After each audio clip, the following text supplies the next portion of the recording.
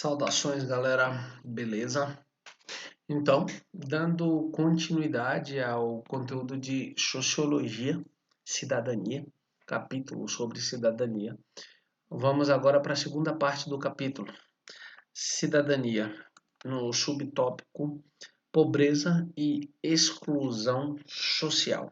Essa aula vai ser breve, o conteúdo dessa parte tem muito mais reflexões para serem feitas por vocês do que necessariamente conteúdos para serem apresentados. Mas vamos lá. O consumo tem tanta importância que a ânsia de comprar gera um permanente estado de insatisfação e um sentimento de inferioridade entre pessoas, grupos e até países. Nós vivemos numa aldeia global. O mundo está conectado. E a pedra de toque, ou seja, a engrenagem que movimenta essa realidade é o consumo. Daí, o lugar social das pessoas serem determinados pela sua capacidade de consumir. Então, quem tem a capacidade maior de consumir tem prestígio social, ocupa as altas hierarquias dentro das relações sociais. Quem não tem capacidade de consumir é marginalizado dentro das estruturas sociais. Há uma passagem da obra de Bauman em que ele trata os shopping centers como farmácias, em que os sujeitos, quando estão entediados, quando estão chateados com alguma coisa, vão então às compras, porque as compras têm então o papel de diminuir a ansiedade, de causar um estado de tranquilidade temporária, momentânea, até que se enjoe do que comprou e passe então a se desejar o que ainda não se tem. E a gente é incentivado cotidianamente, através de propagandas nos mais diversos canais, a consumir. Mas e a parcela da sociedade que não pode consumir?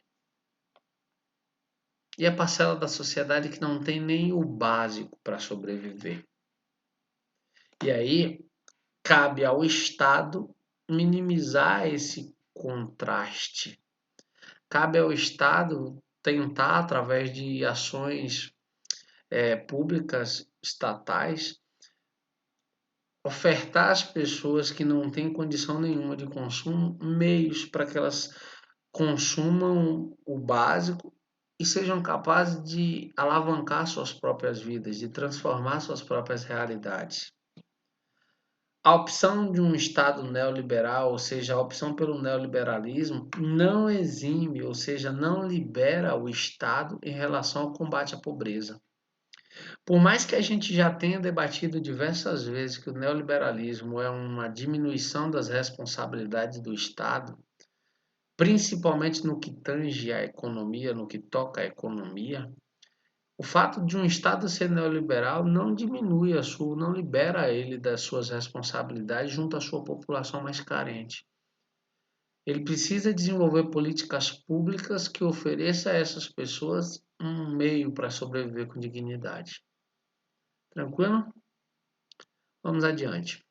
Minorias e maiorias.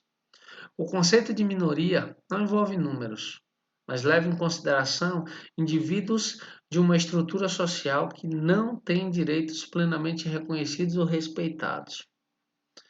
A gente ouve minorias e normalmente é induzido a pensar que minoria, nesse contexto, são pequenos grupos de pessoas, e não são. Infelizmente, na sociedade brasileira, o número de pessoas que não têm seus direitos plenamente respeitados soma uma margem muito grande da população brasileira. Elas só são chamadas de minorias exatamente porque não têm esses direitos reconhecidos, eles não têm esses direitos garantidos. E aí, óbvio, entre essas minorias você pode pensar diversas. Os povos indígenas, os afrodescendentes, os LGBTs, os grupos religiosos de matrizes africanas, os remanescentes de quilombo, os condenados no sistema judiciário, todos esses grupos são chamados de minorias por quê? Porque sofrem por não terem acesso plenamente aos seus direitos. Olha o exemplo dos povos indígenas. Os povos indígenas, lá no século XVI, se você lembrar, o Brasil é descoberto no início do século XVI, um pouco antes, 1500. O século começa no 1501. Os portugueses desumanizam os indígenas no primeiro contato. E, ao desumanizar os indígenas, estão livres para cometer todos os tipos de atrocidades, porque estavam lidando com animais. É só em 1537 que o Papa Paulo III vai dizer, não, são seres humanos, possuem alma. O que não muda muito o trato que os indígenas continuam a receber na continuação da história da colônia portuguesa, que mais tarde vai se transformar em Brasil. Em 1758, olhem só, 258 anos depois, Sebastião José de Carvalho Melo, o Marquês de Pombal, estabelece uma lei que proíbe a escravização dos indígenas, bem como permite a contratação, privilegia a contratação de mestiços para cargos públicos dentro das necessidades da estrutura governamental. Só que, no decorrer do tempo, isso trouxe mais prejuízo do que benefícios, porque as pessoas que eram responsáveis por administrar essas estruturas, e aí essas pessoas adentravam as aldeias, passaram, no primeiro momento, a concorrer com a catequese dos jesuítas. Num segundo momento, a abusarem e cometerem diversas irregularidades contra esses indígenas. E aí, 40 anos depois, 1798, a lei então é revogada, é deixada de lado. 10 anos depois, 1808, com a vinda da família real portuguesa para a colônia, fugindo das tropas napoleônicas, a gente tem então um endurecimento da lei. Por quê? Porque qualquer tribo que se rebele contra a coroa será considerada inimiga e sofrerá a declaração de guerra. Os indígenas que se recusarem a trabalhar, que resistirem à intervenção portuguesa, serão condenados à prisão por até 15 anos. Percebam. É só em 1831 que os índios passaram então a fazer parte da proteção do Estado, vamos dizer assim. Eles passaram então a ter os mesmos direitos que os órfãos tinham, de serem protegidos por uma legislação específica. Mas, em 1850, com a infame Lei de Terras, que separou as terras do território brasileiro entre privadas e públicas, as terras indígenas são consideradas terras privadas, pertencem aos índios. Mas os índios não tinham naquele contexto a possibilidade de legalizarem essas terras, o que permitia, por exemplo, a invasão por parte de grandes latifundiários dessas terras para os indígenas. Problema que permanece até hoje, que ironia, né? Até hoje a gente ouve, assiste, lê sobre a necessidade da concretização das demarcações das terras indígenas. E ainda assim, os diversos governos que vão se alternando vão negligenciando isso. Vão negligenciando essa proteção e esse reconhecimento de um território que pertence aos indígenas. Em 1910 surge o Serviço de Proteção aos Índios, o SPI, construído pelo então presidente Nilo Peçanha. Esse projeto perdura por mais de 50 anos. Só em 1967 é que o SPI dá lugar à FUNAI, a Fundação Nacional do Índio, que permanece em desenvolvimento de suas funções até hoje. O índio, então, ele é protegido pelas leis estabelecidas pela FUNAI. Tranquilo? Não entendo porque o índio não pode ser considerado cidadão, ou porque ele não é considerado cidadão ainda. Fica dependente de uma legislação específica para ele. E Brasil, vamos lá. Afrodescendentes, da escravidão à marginalização. 1888, 13 de maio. Fim oficial da escravidão em território brasileiro. 2020. A gente continua assistindo cotidianamente atos de racismo. Atos que acreditam que a cor da pele define o lugar social de um sujeito, que a cor da pele torna alguém melhor ou pior. E dentro dessa conjuntura, dentro desse contexto de marginalização, ações afirmativas, como a lei de cotas, existem na tentativa de diminuir esses abismos que permanecem na estrutura social e histórica do Brasil. Essas leis não são privilégios dados a afrodescendentes, não. São a diminuição do abismo que foi criado entre os que sempre foram privilegiados ao longo da história do Brasil e aqueles que sempre foram marginalizados ao longo da história do Brasil.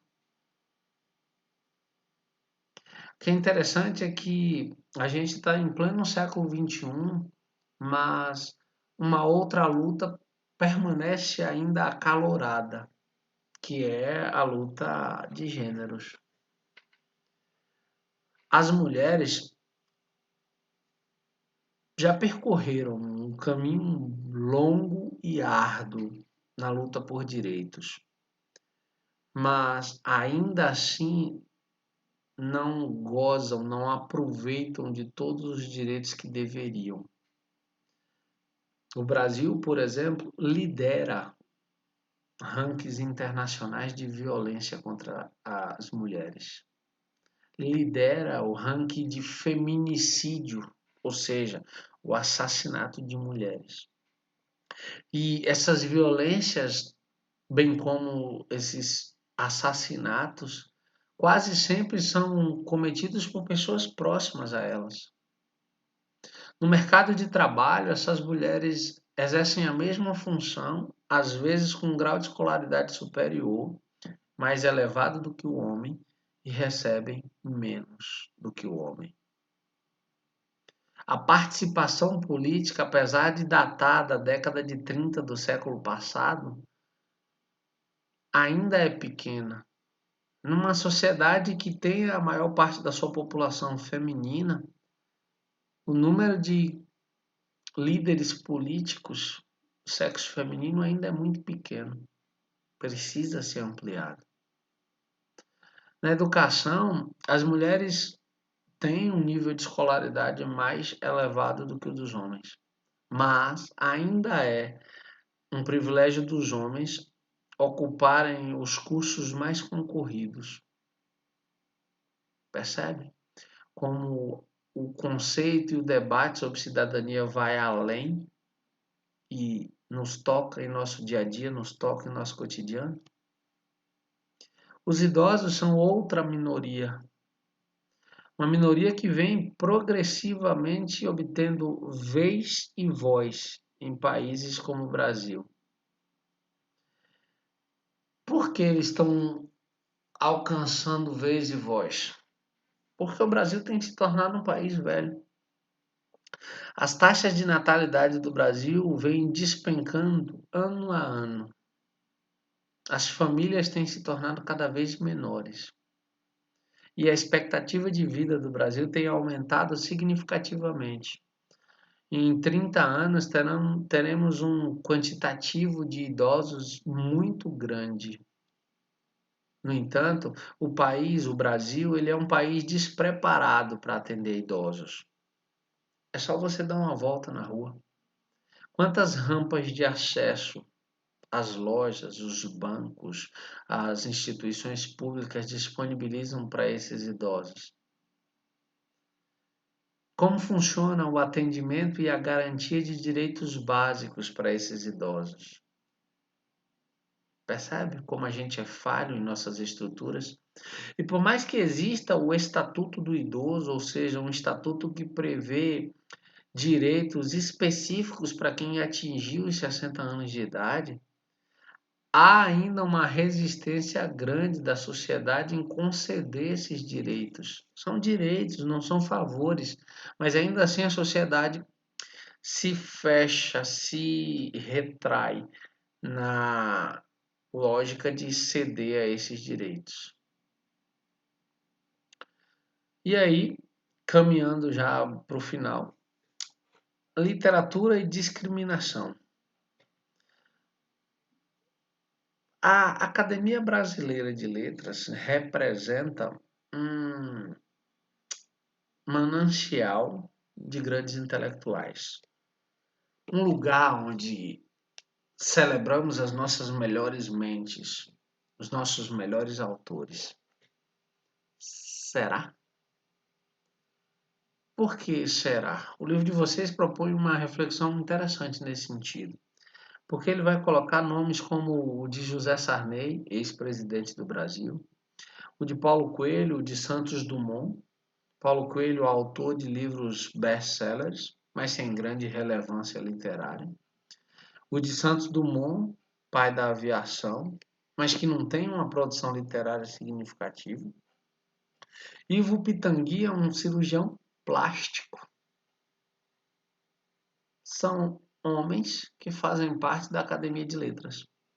Fazem parte muito mais pelo lugar de poder onde estão ou estiveram, do que necessariamente pelo que produziram em benefício da literatura nacional. Clarice Lispector, uma das maiores autoras, apesar de ser ucraniana, mas é considerada brasileira, não está na Academia de Letras.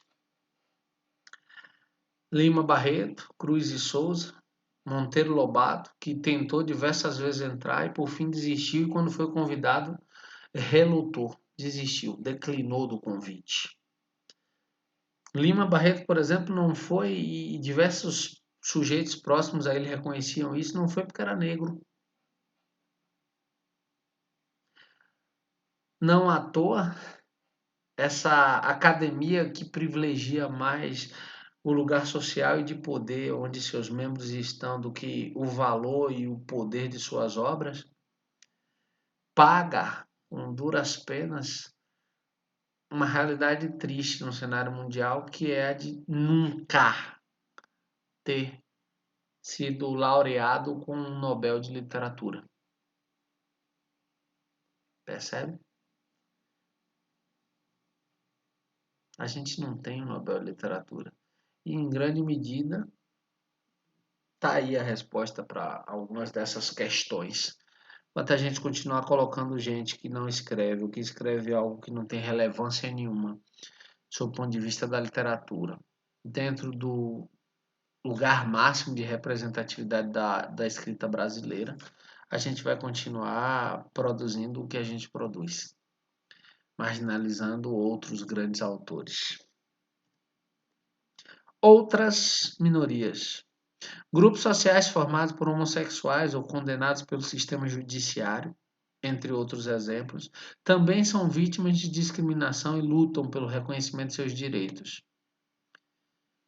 A gente vem assistindo aos chamados novos movimentos sociais, e entre esses novos movimentos sociais, um que tem ganhado muita força nos últimos anos é, sem sombra de dúvida, ou são, sem sombra de dúvidas, os movimentos LGBT, com diversas manifestações em espaços públicos, com passeatas, com carreatas, com manifestações públicas, eles têm se fortalecido. Ex-condenados ou condenados pelo sistema judiciário enfrentam também preconceitos diversos. Preconceitos esses que impedem esses sujeitos de serem reincorporados à sociedade, mesmo depois de terem cumprido a pena pelo desvio ou por terem cometido um crime. Já pagaram sua cota, mas continuam sendo marginalizados, o que de certa forma cria um ambiente necessário para que esses sujeitos, não sendo incorporados pelo mercado de trabalho, fruto desses preconceitos, retornem então para uma vida de crime. Tranquilo? E por fim, refletindo sobre cidadania. O conceito de cidadania envolve direitos civis, políticos e sociais. Em países como o Brasil, vários movimentos sociais foram construídos e grande parte deles foi sufocado e reprimido. O Brasil, infelizmente, é uma sociedade que marginaliza os movimentos sociais. É uma sociedade que chama de vagabundo o sujeito que vai reivindicar melhores condições de trabalho. Não à toa as greves e manifestações de professores são enfrentadas com policiais armados, com cacetetes, com gás lacrimogêneo e com sprays de pimenta, contra educadores, que estão reivindicando apenas melhores condições de trabalho, melhores condições de educar. Enquanto os movimentos sociais foram tratados como baderna no nosso país, a gente vai continuar essa bagunça social que nós somos. Para que exista cidadania plena, é preciso abrir espaço às vezes menos poderosos e garantir acesso à educação e à cultura de qualidade. Custa caro investir em cultura, custa caro investir em educação, mas não há outro caminho para nos tornarmos melhores. Esse é o único. Lembrando, se você tem alguma dúvida, anota no seu caderno e eu tiro na próxima live. Por hora, eu fico por aqui e a gente se vê em breve. Tchau, tchau.